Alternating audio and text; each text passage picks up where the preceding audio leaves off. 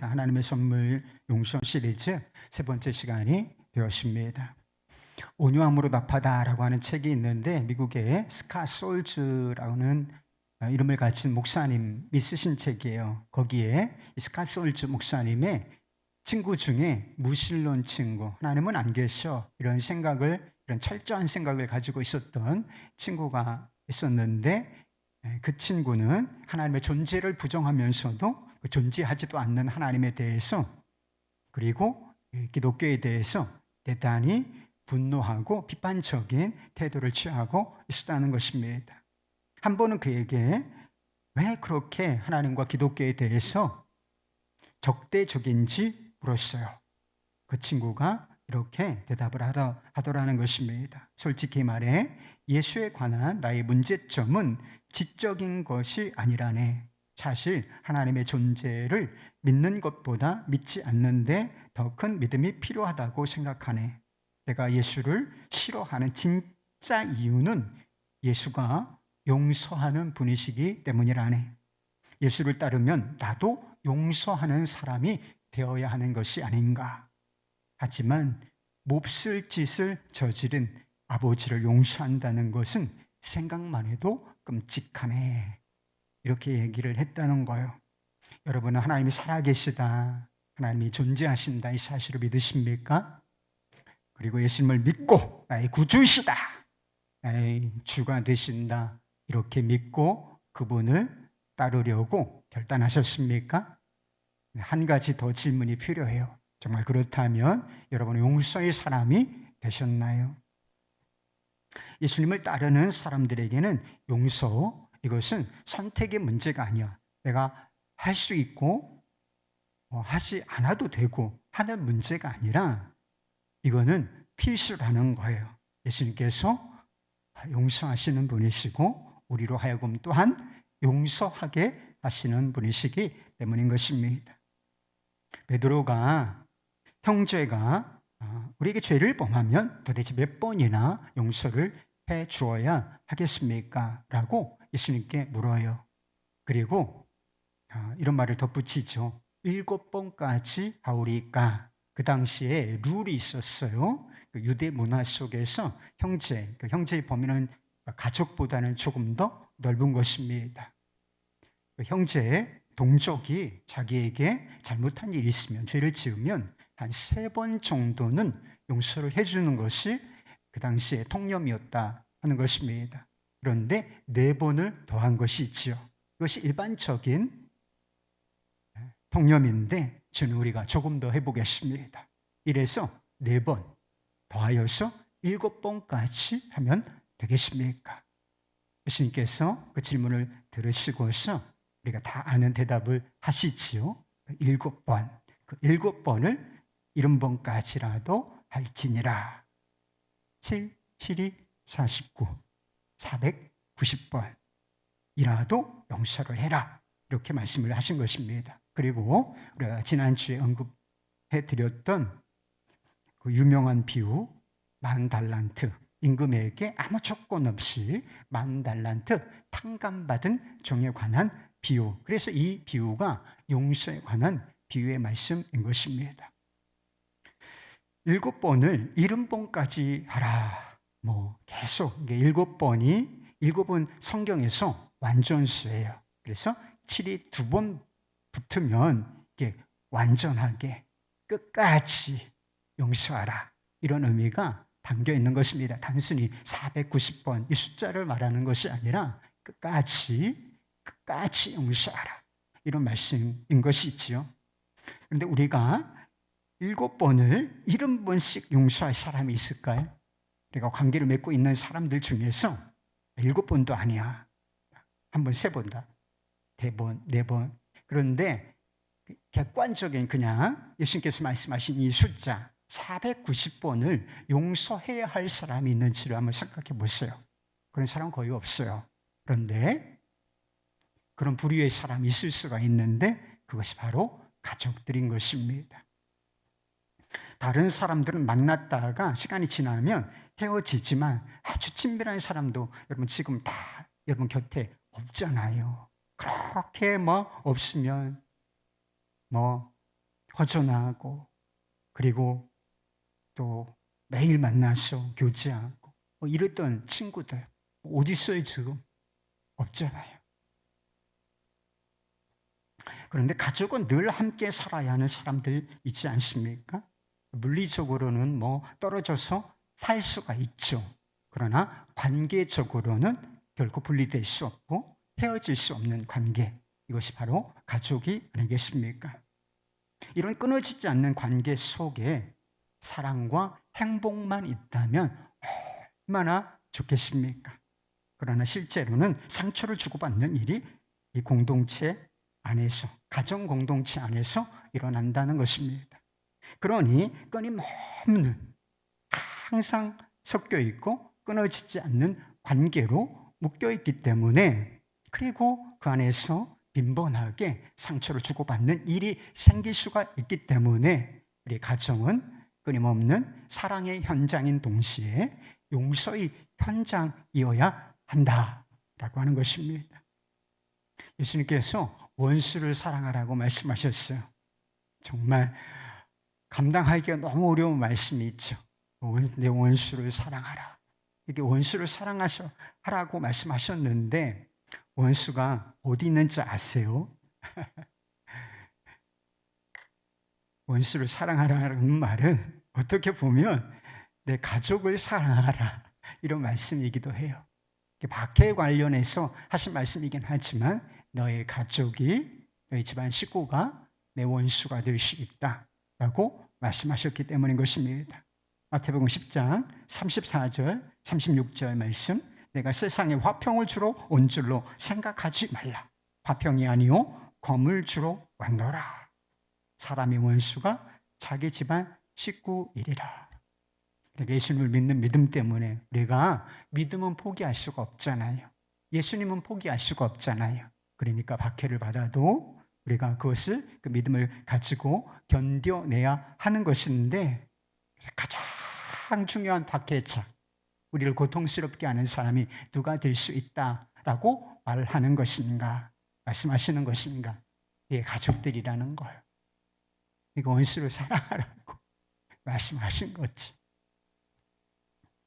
하나님께서 계획하신 가정, 하나님께서 애초에 계획하신 가정은, 또 가족 관계는 행복의 울타리예요. 여러분, 세상 사는 것이 얼마나 힘듭니까? 그죠? 세상 사는 게 좀 지치고 힘들 때가 사실 많이 있잖아요. 교회 안에만 있어도, 저 같은 경우에는 거의 교회 안에만 있잖아요. 그래도 지치고 힘든 일이 없는 건 아닙니다. 그래서 제가 오늘 새벽에도 하나님, 저를 좀 돌봐주십시오. 제 마음을 이해하시고 지금 저를 좀 돌봐주세요. 여러분들 위해서 좀 기도를 해야 되는데 거기까지 못 가. 제 마음이 조금 힘든 구석이 있으니까 주님, 제 마음 좀 돌봐주십시오 라고 한참 기도를 드렸습니다. 사는 것이 힘들죠. 세상 사는 것이 아무리 힘들어도 가정에 딱 돌아오면 사랑이 충만하고 행복하고, 그러면 어떨까요, 여러분? 힘든 일 많아도 다 그 사랑의 힘으로 평정해낼 수가 있어요. 돌파해낼 수가 있습니다. 그러나 현실은 고통과 상처로 울룩진 가정들이 얼마나 많은지 모른다는 것입니다. 그렇다면 왜 가정의 고통과 상처가 그렇게 많은 것일까요? 하나님의 계획은 가족 관계와 이 가정이라는 공동체가 행복의 울타리, 그래서 세상을 담대하고 힘있게 살아갈 수 있도록 만들어주신 행복의 울타리인데, 왜 거꾸로 상처와 고통, 아픔이 너무나 많냐 이렇게 묻는 것입니다. 기본적으로 죄 때문이에요. 우리가 다 죄인이기 때문인데, 세부적으로 몇 가지 제가 생각해 본 것이 있어요. 첫째, 가정은 기대라는 것이 가장 큰 장소이기 때문인 것입니다. 그런 관계이기 때문이에요. 모든 사람에게는 강력한 욕구들이 몇 가지가 존재하는데, 사랑에 대한 욕구예요. 사랑이 필요 없다고요? 괜찮다고요? 위선자예요. 사랑이 필요 없는 사람은 아무도 존재하지 않아요. 사랑, 그리고 인정받고자 하는 욕구, 그리고 격려받고 지지받고자 하는 욕구, 그리고 안전에 대한 욕구, 이게 굉장히 강력한 존재, 그것이 바로 우리 자신인 것입니다. 이런 것들이 누구에게, 이런 기대가 어디에 가장 많이 나타나겠습니까? 부모, 자식, 형제들인 것입니다. 가족들에게 가장 많이 기대하게 된다는 것입니다. 그러나 다 우리가 사랑 없는, 사랑이 많아요? 사랑 좀 저한테 좀 보여주십시오. 우리가 그렇게 사랑이 많은 존재인가요? 아니에요.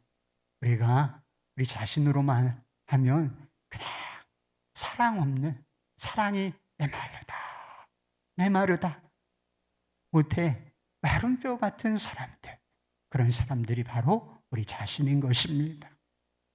사랑과 인정과 지지라는 이 욕구의 큰 그릇이 있는데, 그것이 가정에서 큰 기대를 가지고 있는 가정에서 채워지지 않고 그 반대의 일, 이를테면 무관심, 그리고 책임, 또는 편애, 학대, 또는 폭력, 그것이 뭐 신체적이든지 언어적이든지 정서적이든지 이런 폭력 같은 것을 경험할 때에 우리는 고통과 상처 속에 신음할 수밖에 없게 되는 것입니다. 두 번째, 가정은 우리의 삶에서 가장 민감한 문제들이 다루어지는 곳이기 때문이라 하는 것입니다. 직장에서 겪는 문제들 쉽지 않죠, 여러분? 직장 생활이 쉽지가 않아요. 힘내세요, 여러분. 직장에서 겪는 문제들이 쉽지 않지만 직장 문제, 직장에서 겪는 문제, 어떤 프로젝트를 해내야 되고 어떤 일을 해내야 된다는 거, 이것이 인생의 전부인가요, 여러분? 인생의 막 전부를 다 장악하는 그런 문제입니까? 그렇지는 않죠. 그러나 가정은 한마디로 말해서 모든 문제가 확 하고 모여지는 문제의 집합소와 같은 것입니다. 그리고 직장 문제도 결국은 가정 문제. 가장이 직장을 잃을 위기에 처해 있어. 그러면 그게 무슨 문제예요? 나의 문제일 뿐만 아니라 우리 가정 공동체의 문제가 된다는 것입니다. 자녀를 양육하는 문제도 가정 문제이고, 부모를 섬기는 문제도 가정 문제이고, 돈 문제 얼마나 예민합니까, 우리가? 돈 문제도 사실은 가정 문제인 것입니다.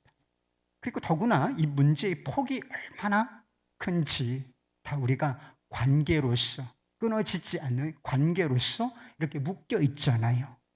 부부가, 또 부모 자식 간에, 또는 형제들 간에 이게 딱 묶여 있다는 거예요. 그래서 저 사람의 문제는 저 사람의 문제일 뿐 아닌 것이 아니라 저 사람의 문제, 배우자의 문제, 또는 부모님의 문제, 자식의 문제, 형제의 문제가 곧 내 문제가 되는 거예요. 우리 문제가 되는 것입니다. 가족 구성원 중에 한 사람만 아파봐요, 여러분. 건강에 심각한 문제가 오면 다 아픕니다, 여러분. 생로병사, 이게 인간의 가장 근본적인 문제인데, 생로병사, 이게 다 이렇게 얽히설키 가장 인간의 근본적이고 가장 중대한 문제들, 이것이 다 우리라고 하는 공동체로, 끊어질 수 없는 관계로 다 묶여 있다라고 하는 것입니다. 이런 문제들의 집합소에서 다 하나같이 다루어내기가 쉽지 않은 문제들, 이걸 어쩔 수 없이 다룰 수밖에 없는데, 이런 문제를 다 우리가 미숙하잖아요. 미숙한 사람들이 이런 정말 중차대한 문제들을 다루어 나가면서 서로 갈등하고 의견이 안 맞고, 그리고 비난하고 또는 책임을 전가하고 이렇게 하면서 상처를 주고받게 되는 것입니다. 세 번째, 가정은 있는 그대로의 모습이 드러나는 것이기 때문인 것입니다. 있는 모습 그대로가 드러난다는 것은 어떤 면에서는 굉장히 긍정적인 거예요. 그래서 거짓 없는 사랑이 드러나야 하는 공동체, 이것이 바로 가족 관계이고 가정인 것입니다. 그런데 부정적, 이런 긍정적인 진실한 모습이 드러나는 것이 아니라, 그래서 진솔한 모습,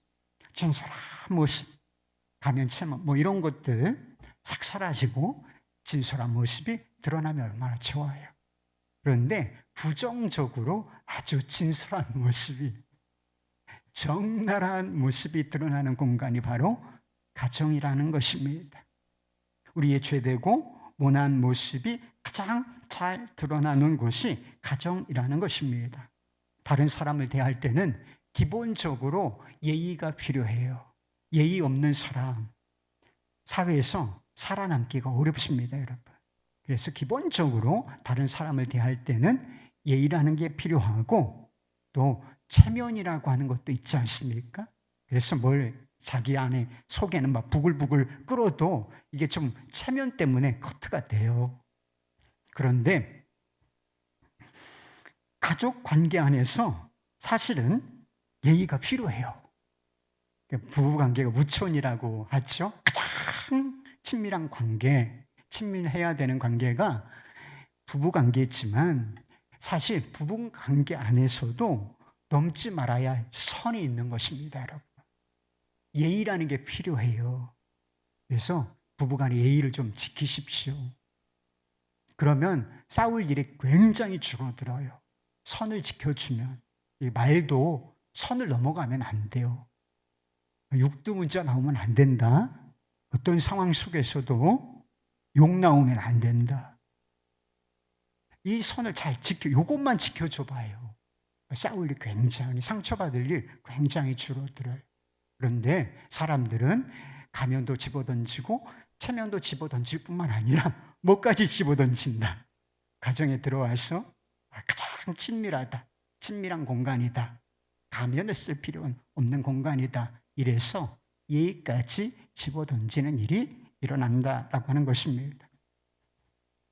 밖에서는 호인이라는 평가를 듣는 사람들이 대개는 집안에서 아주 권위적인 사람들이에요. 밖에서는 호인, 집안으로 들어오면 호랑이. 옛날 아버지들이 얼마나 그런 사람들이 많았는지 몰라요. 밖에서는 그렇게 예의 바르대, 그렇게 예의 바르게 뭐 다 품어줄 수 있을 것처럼 넉넉하게 대하면서 집안에 들어와서는 그 호인은 죽고 호랑이가 살아나는데 그냥 다 식구들 다 잡숴, 이분들이. 네? 이번 세상에서는 그렇게 못한단 말이에요. 그러니까 체면, 뭐 거칠 것이 없다. 왕노릇하면서 막 선을 막 넘어가면서 이러니까 가족들이 아파하고 찔리고 피투성이 같은 상태가 되어버리는 일이 일어나는 것입니다. 네 번째는, 한편으로 가정은 문제가 잘 드러나지 않는 곳이기 때문이라고 하는 것입니다. 가정 자체가 조금 폐쇄적인 공동체예요. 가장 내밀한 공동체라고 하는 것이 있죠. 가정에서 일어나는 문제는 대부분 밖으로 잘 드러나지가 않습니다. 이 가정 문제는 가정에서 해결해야 한다. 이건 내 문제야. 이건 우리 문제다. 이것이 밖으로 드러나가서는 안 된다. 피해자도 이런 생각을 하게 돼요. 가해자뿐만 아니라 소리 지르지 마. 피해자도 이런 의식 속에 빠져 있는 경우가, 지금은 조금 막 상황이 달라지긴 했지만 이런 경우가 많았다는 것입니다. 문제가 외부로 드러나게 되면 제지를 받게 돼요. 그리고 그 문제가 수정될 수 있는 기회를 갖게 됩니다. 그러나 이 문제가 밖으로 드러나지 않기 때문에 무슨 일이 일어나는지 가족 밖에 있는 사람들은 모르는 거예요. 그래서 학대, 가정폭력과 같은 문제가 반복되고 상습화되는 것입니다. 그러면 상처가 가정 안에서 곪고 썩게 되는 일인 것이죠. 제가 말하는 이 가정 안에서 우리 가정 안에서 다 일어나는 일들이 그렇지 않아요? 가족들끼리 고통과 상처를 주고받는 가족 잔혹사가 성경에 꽤 많이 나옵니다. 최초의 살인 사건이 어디에서 일어나는지 여러분 아시죠? 가정에서 그 친밀해야 할 형제들의 관계 속에서 벌어진다는 것입니다. 왜 내가 드린 예배는 하나님이 안 받아주시고 안 받아주시는 게 눈에 보였다니까요. 그런데 이 동생 아벨이 드리는 예배는 하나님께서 기쁘게 받아주시는가? 나는 뭐야? 저 자식은 뭐야? 하나님께 섭섭한 마음, 여러분 하나님께 섭섭한 마음이 있으면 좀 털어요. 무슨 수를 써도 한번 하나님께 승부를 걸어봐요. 하나님 왜 그러십니까? 그래서 이 섭섭한 마음을 좀 없애버려요. 근데 하나님께 섭섭한 마음이, 섭섭이가 들어왔다 그랬잖아요. 이 섭섭한 마음, 거기에 동생에 대한 이 강력한 시기심, 이게 딱 하고 붙어버리니까 기회를 봐서 동생 아벨을 돌로 쳐 죽이는 일이 일어난 것입니다. 이 시기심이 얼마나 무서운 것인가? 얼마나 무서운 것인가? 사람을 죽일 수도 있는 문제예요. 요즘 새벽 큐티 말씀으로 창세기를 묵상 중이는데 야곱의 가족도 상처투성이인 것을 보게 되는 것입니다. 요셉의 아버지가 야곱이잖아요. 남편의 사랑을 차지하기 위해서 아내들이 있었어. 이거 구조 자체가 문제죠. 4명의 아내들이 아들 낳기 경쟁을 해요. 아들 낳기 경쟁을 해.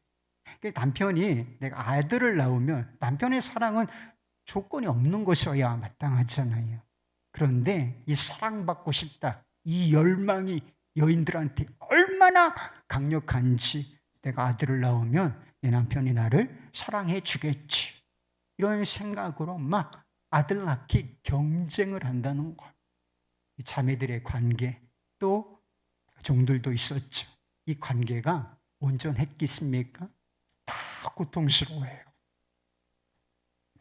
가정을 상처투성이로 몰아넣은 원인은 또 있었습니다.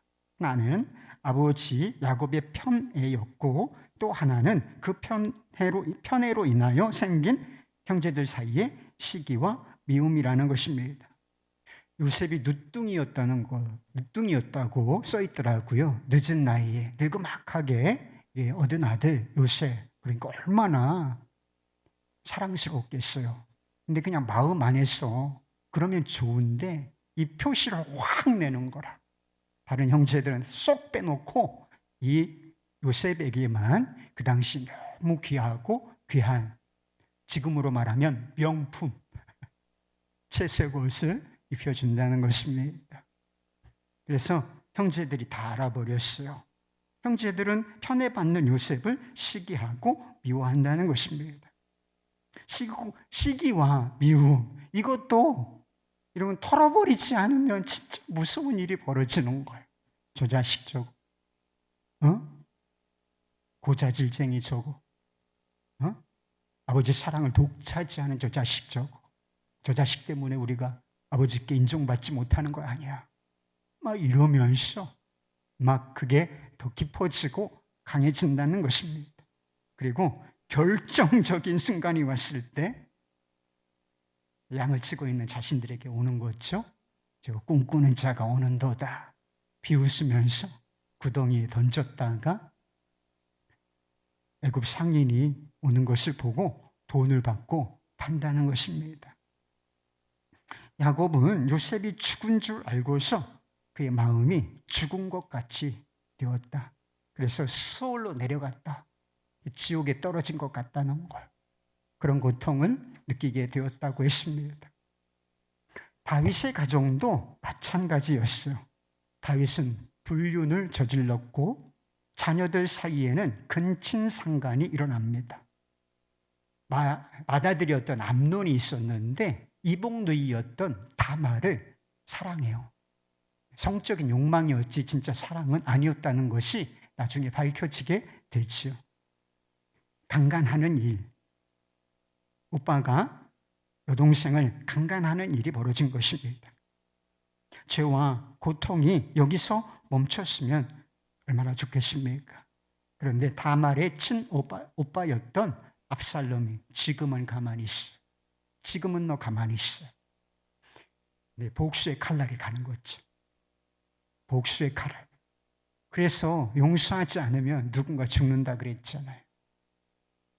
그래서 복수의 딱 칼을 날카롭게 벼리고 있다가 잔치를 싹 버린 다음에 기회를 봐서 저 죽여라 해서 다른 형제들은 그냥 두었지만 암논은 죽이고 안다는 것입니다. 압살롬은 이후에도 아버지에게 칼을 겨누는 반역을 일으키고 다윗을 이어서 왕이 된 솔로몬도 또 다른 형제인 아도니아, 그래서 이 내 왕권을 위협하는 화근이 될 것 같다라고 생각해서 이 아도니아를 죽임으로써 제거해버리고 만다는 것입니다. 가족 잔혹사다.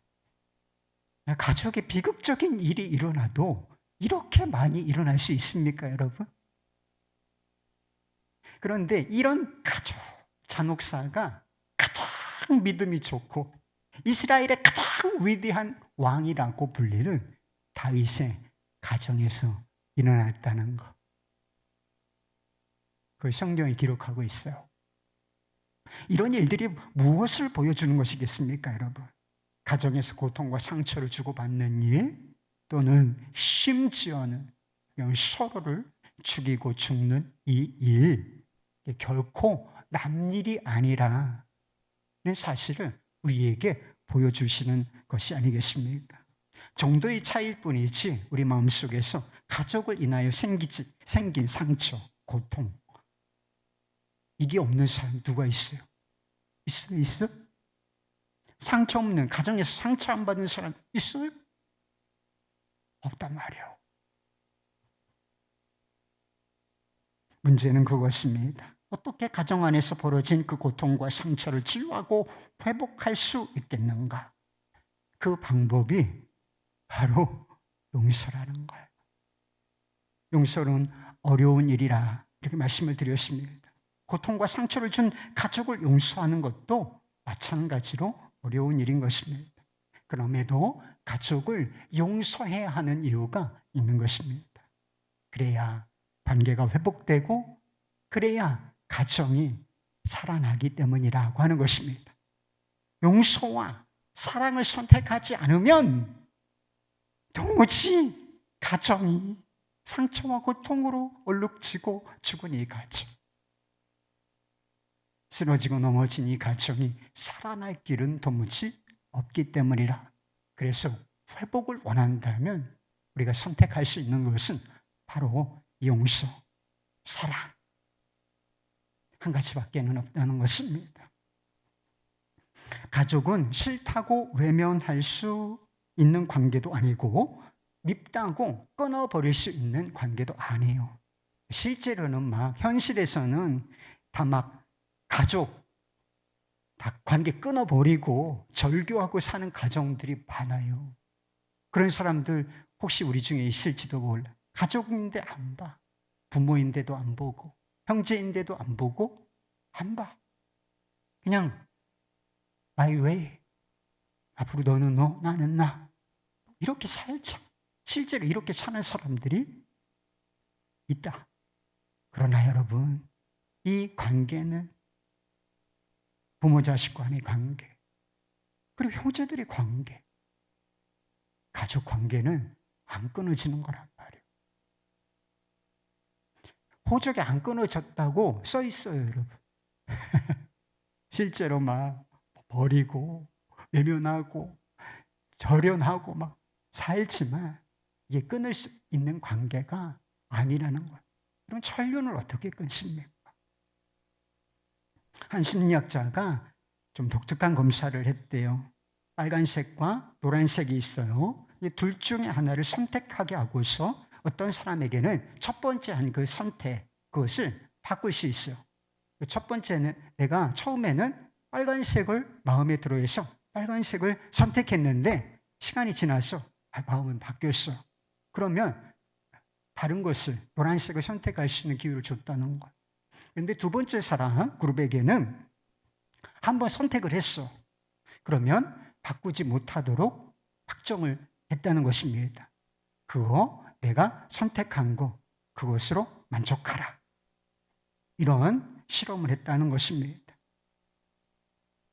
그랬더니 선택한 것을 바꾸지 못한 사람의 만족도가 더 높았다고 하는 것입니다.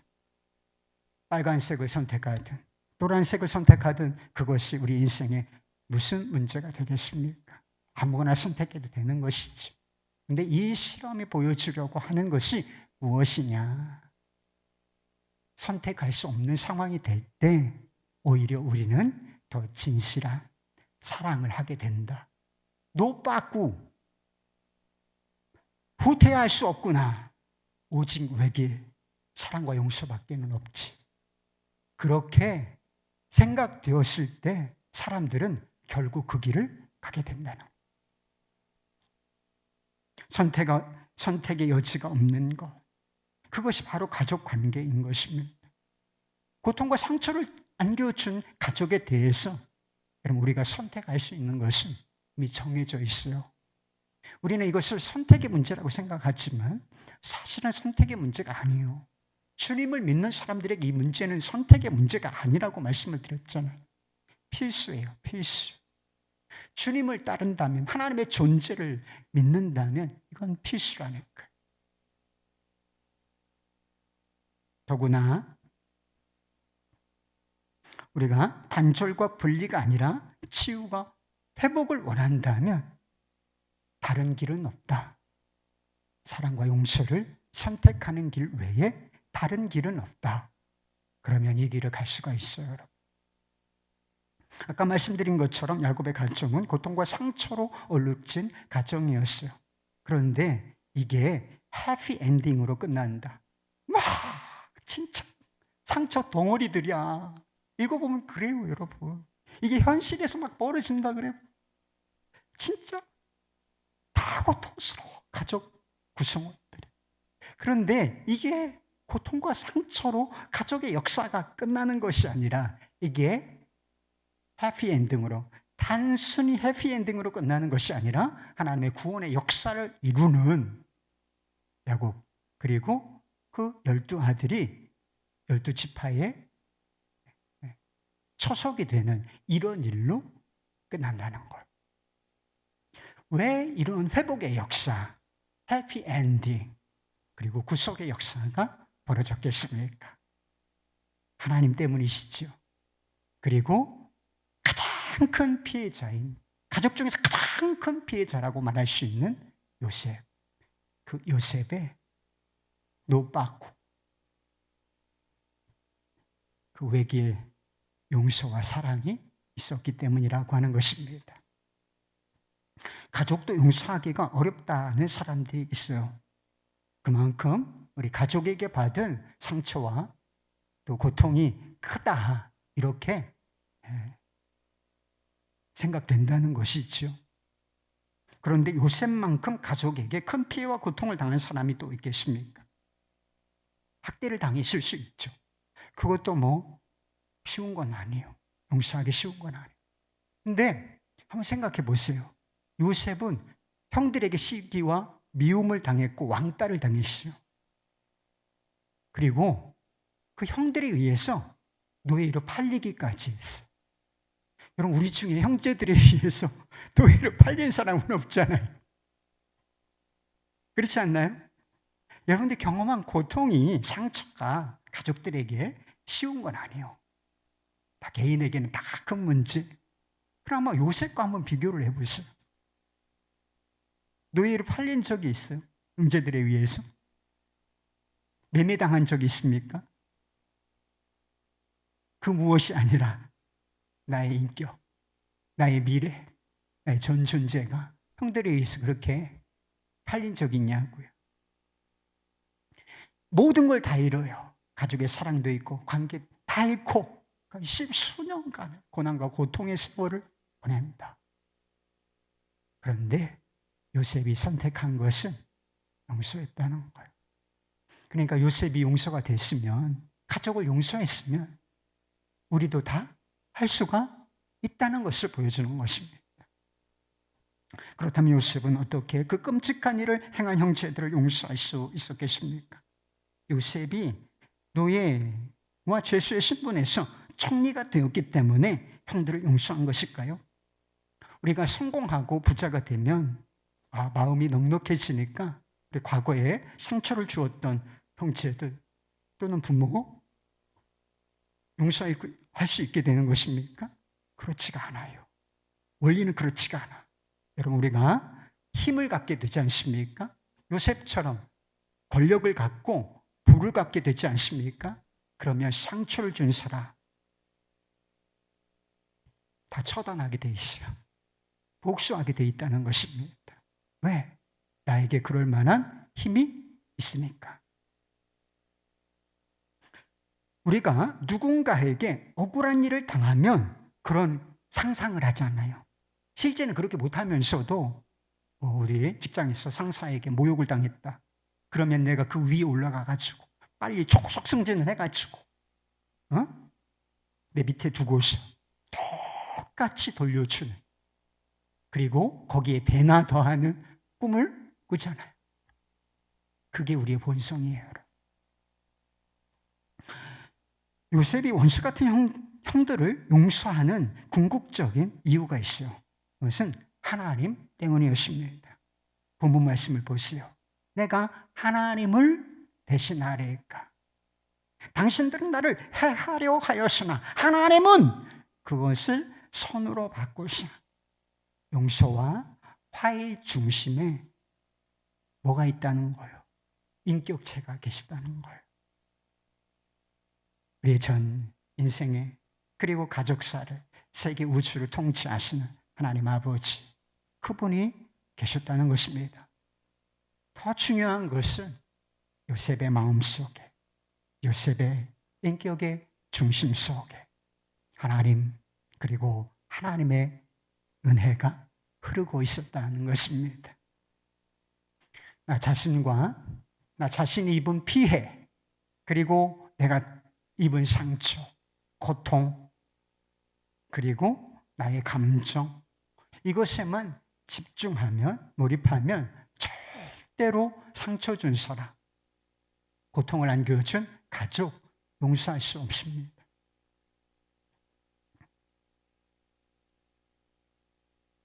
그 피해, 그 고통과 상처, 그리고 우리 마음 중심에 하나님이 계시고 하나님의 은혜, 그것이 마음속에 흐를 때, 그 은혜를 깨달을 때 어렵지만 용서를 선택할 수가 있게 되는 것입니다. 요셉은 형들의 악행 때문에 고난과 고통의 세월을 보내야 했습니다. 잊어지지 않는 거죠. 여러분, 제가 한 30년 전에, 50년 전에 가족 관계 안에서 일어났던 그 고통스러운 기억, 살아있죠? 살아있어요. 잊어지진 않는 거예요. 그러나 요셉이 기억하고 있는 것이 또 한 가지가 있었어요. 요셉이 그 고난과 고통의 세월을 견디고 지날 수 있었던 것은 단순히 그가 성실하고 지혜로웠기 때문이 아니라 하나님의 은혜가 모든 순간에 그와 함께 하실 은혜가 있었기 때문인 것입니다. 요셉이 그것을 알아요. 이게 내 실력이 아니구나. 내가 견딜 수 있는 것이 아니구나. 하나님께서 견디게 하셨구나. 라고 하는 사실을 깨닫고 하나님의 은혜를 노예 시절부터 고백을 한다니까요. 가족들에게 받은 고통과 상처는 더 아픈 법인 것입니다. 그러나 우리가 하나님의 자녀라, 여러분이 그리스도인이라면 꼭 기억해야 될 사실이 있어요. 우리가 받은 고통과 상처, 아픔보다 하나님께서 우리에게 베푸신, 그리고 그 고통과 상처의 세월, 그 가운데 베푸신 하나님의 은혜가 더 크다는 것입니다. 그것을 보여주시는 것이 바로 우리 주 예수 그리스도의 십자가인 것입니다. 고통의 세월, 견디기 어려운 세월, 그때 하나님께서 우리 내버려 두시지 아니하고 함께 해주시면서 함께 아파하고 눈물 흘리시고 고난과 고통을 견디게 하시는 하나님의 은혜가 있다는 거예요. 생각해 보세요. 여기 그래도 다 멀쩡한 모습으로 와 있잖아요. 힘들었던 과거 있죠. 가정에서 눈물 흘려야 했던 그 고통의 세월이 있었을 것입니다. 그 누군가로 인하여. 그렇지만 지나왔잖아요. 지나온 것조차, 그 세월을 통과한 것조차 하나님의 은혜 때문이었다 하는 것입니다. 요셉은 하나님께서 고통의 세월을 견디게 하셨을 뿐 아니라 더 적극적인 일을 행하셨다라고 스스로 고백하고 있습니다. 그래서 요셉은 자신의 삶을 다 해석했어요. 은혜로 다 해석이 됐다는 거예요. 20절 말씀, 당신들은 나를 해하려 하였으나 하나님은 그것을 선으로 바꾸사 오늘과 같이 많은 백성의 생명을 구원하게 하시려 하셨나니, 하나님께서 정말 능력이 있으시다면 가족 중에 누가 나를 그렇게 고통스럽게 할 때, 나를 해하려 할 때 안 돼! 손을 꺾어버리시면, 그 입을 막아버리시면 얼마나 좋았을까. 하나님 왜 이런 일을 허용하시나요? 그런 불평이 있을 수가 있어요. 하나님께서 왜 그런 일, 악한 일, 죄된 일, 잘못된 일을 허용하시는지 이해할 수는 없어요. 이해할 수는 없어요. 모릅니다. 그러나 분명한 진리 한 가지가 있는데, 하나님께서는 그 악과 고통을 선으로 바꾸시는 능력이 있으시고 실제로 그 일을 하신다는 것입니다. 형들이 행한 일은 진짜 나쁜 일이죠. 악한 일. 어떻게 동생을 노예로 팔 수가 있습니까? 그런데 그 사실, 그 일 자체는 악한 일이었지만 하나님께서는 그 방향을 바꾸시고 요셉을 견디게 하시고 살리셨을 뿐만 아니라 요셉을 통해서 많은 사람들, 가족을 포함하여 많은 사람들의 생명을 구원하게 하셨다. 이 하나님의 은혜다. 요셉이 고백하고 있는 거예요. 여러분, 예수님께서 사람들에게, 우리에게 겪으실 일을 한번 생각해 보십시오. 다 한 가지도 예외 없이 극악한 일이고, 그리고 고통스러운 일들인 것입니다. 예수님의 마음에는 얼마나 큰 상처가 생겼겠습니까? 그러나 전능하신 하나님께서는 악과 고통과 상처의 집합체, 이 집합체인 이 십자가를, 죄인들을 구원하시는 능력의 십자가로, 구원의 십자가로 삼지 않으십니까? 이것이 하나님이 행하시는 일인 것입니다. 가족으로부터 당한 일, 그것도 악한 일은 악한 일이고, 고통은 고통이며 상처는 상처인 것입니다. 그러나 하나님께서는 결코 악과 고통과 상처로 그것이 엔딩이 되도록, 끝나도록 내버려 두시지는 않는다는 것입니다. 그것의 방향을 돌려서 그것을 통하여 선하고 긍정적인 변화를 일으키신다라고 하는 것입니다. 이 하나님의 은혜가 내 마음속에 묻어져야 우리가 용서를 선택할 수가 있는 것입니다. 팀 켈러 목사님이 고통에 답하다라고 하는 책을 쓰셨는데 그 책에 조지아나라고 하는 이름을 가진 여자분의 이야기가 나옵니다. 그녀가 가족과 평화롭게 살던 어느 날 집안에서 놀던 딸 아이가 가벼운 상처를 입게 됩니다. 그래서 혹시나 하는 생각에 병원에 데리고 와서 진료를 받게 되었습니다. 그런데 그 아이를 치료했던 의사가 아동학대 혐의로 이 부부를 신고하게 되었고 부부는 아이와 격리된 상태에서 지루한 법정 다툼을 이어가야 했습니다. 그래서 아주 지난하게, 그래서 미국 막 이렇게 가정폭력이 있으면, 학대 같은 게 있으면 부모라도 확 떼어놓아버려요. 일정 기간. 이렇게 승소로만, 소송으로만 찾을 수가 있는데 아주 지루한 법정 다툼. 얼마나 애가 끌었겠어요. 진실이 아닌데. 그래서 결국 변호사의 도움을 받아서 승소를 하게 돼요. 근데 변호사가 승소하던 그 순간에 이렇게 말하더라는 것입니다. 제가 승소한 게 아닙니다. 두 분이 이긴 것도 아니고요. 이건 하나님의 승리입니다. 저한테 말고 하나님께 감사하십시오. 재판이 끝난 이후에 이 여자분이 그 신고한 의사, 이 고통의 구덩이로 던져버린 그 의사를 찾아가서 만납니다.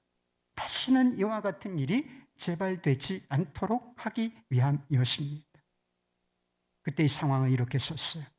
회의를 마치고 사무실을 나서면서 우리를 고발했던 의사를 가볍게 안아주었다. 분명히 말했지만 나로서는 그에게 사랑을 표현하고 싶은 생각은 조금도 없었다. 하지만 하나님은 다르셨다. 그를 안아주던 순간 지금까지 경험해 본 적이 없는 강력한 치유와 화해가 찾아왔다. 그 한순간을 통해 하나님은 이번 일을 겪는 모든 과정을 통틀어 가장 큰 폭으로 나를 변화시키셨다. 그리고 자신이 겪은 고난과 시련에 대해서 이런 짤막한 평가를 내렸습니다. 우리에게 그런 시련이 없었더라면 어땠을까? 나는 확신한다. 우리에게 고난이 없었다면 지금 주어진 새로운 차원의 삶이 아니라 이제까지 누려왔던 통상적인 삶을 사는데 안주하고 말았을 것이다.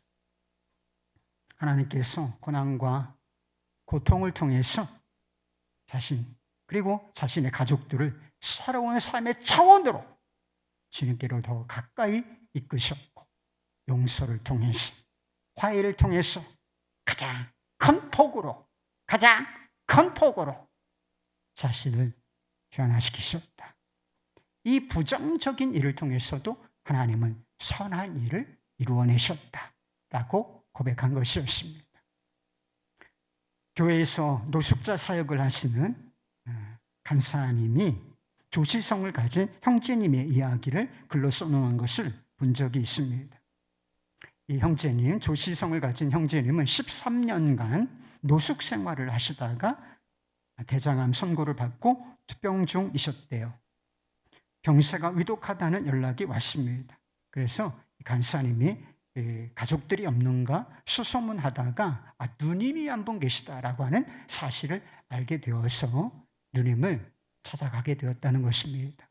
당신의 동생이 이런 이제 죽음을 앞두고 있으니까 한번 그래도 가서 만나시는 것이 좋지 않겠냐, 이런 권면을 드렸다는 것입니다. 그런데 처음에는 이 누님이 좀 냉정하게 외면을 하더라는 것입니다. 사정이 있었대요. 그 누이는 19살 어린 나이에 시골로 시집을 가서 5 아이를 낳습니다. 그리고 30살, 그 앳된 나이에 남편을 잃어버리고 정말 가난하고 지치고 고단한 삶을 아이들과 함께 이어가야 했다는 것입니다. 그런데 알코올 중독에 빠져 있던 이 동생이 매일 술에 취해서 자신과 그리고 아이들을 폭행을 하는 그런 일이 있었다는 것입니다. 그래서 동생의 이름만 들어도 부들부들 치가 떨릴 정도였다는 것입니다. 하지만 동생이 위독하다는 소식을 듣고 누이도 이 간사님과 함께 동행하기로 결정을 했다는 거예요. 동생은 이제 의식이 없는 상태였습니다. 7년 전 술에 취해 난동을 부리다가 사라진 동생, 기억조차 하고 싶지 않았던 동생의 병상 앞에서 누이는 그만 눈물을 터뜨리고 말았습니다. 그리고 어렵게 이런 말을 입을 떼서 있다는 거예요. 내가 기도할게. 죽음 앞에서 동생을 더 이상은 미워할 수 없었던 것입니다. 용서한다고 고백하는 누이 앞에서 의식이 없다던 그 동생은 하염없이 눈물을 흘리며 울었다는 것입니다. 하나님의 은혜가, 하나님의 임재가 충만한 순간이었다고 했습니다. 돌아오는 길에 형제님의 누님은 정말 행복해했다는 것입니다. 지난 20년간 교회 다니면서 지친 삶을 이겨왔지만 평생 마음에 응어리지며 남을 미움과 후회가 씻겨 나간 것을 인하여 너무나 감사했다는 거예요. 그리고 그 간사님은 글을 이렇게 마무리 지었습니다. 형제님 또한 참 행복한 하루였을 것입니다. 어쩌면 평생에 가장 행복한 날이었는지도 모르겠습니다. 오늘도 변함없이 하나님의 사랑이 충만합니다. 이 글을 읽고 얼마나가 은혜가 되는지. 우리 하나님, 여러분이 믿는다고 고백하는 그 하나님은 사랑과 용서의 하나님이시고, 우리가 믿는다고 붙잡는다고 고백하는 그 십자가의 복음의 핵심도 사랑과 용서인 것입니다. 여러분, 하나님의 임재, 나한테는 왜 하나님의 임재가 없지? 하나님의 그 충만한 임재를 경험하고 싶으십니까? 복음이 어떠한 능력이 있는지, 그 복음의 능력을